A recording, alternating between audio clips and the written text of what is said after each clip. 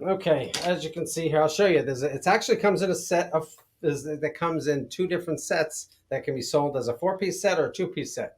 Now, obviously, you have a fringe on the back that hangs from the handlebar and it laces up it'll fit virtually any size based on the lacing that you have here. So this is the handlebar grip covers with the fringe on the side. We also have the clutch and brake covers too.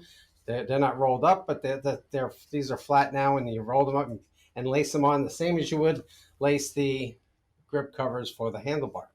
And they'll just hang from each side. You can buy it as a set. So some people just buy the brake and clutch levers covers, and some people buy just the throttle and handlebar, as well as, and some people get both. So it looks a really good looking cover for it. It gives you a little extra grip because it's leather, and it's a real nice item. It's made out of a 3-ounce cowhide leather, and we make it here. Another USA made leather item.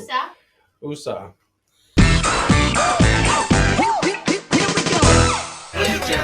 Come to Jamin Leather. Ha ha ha ha ha.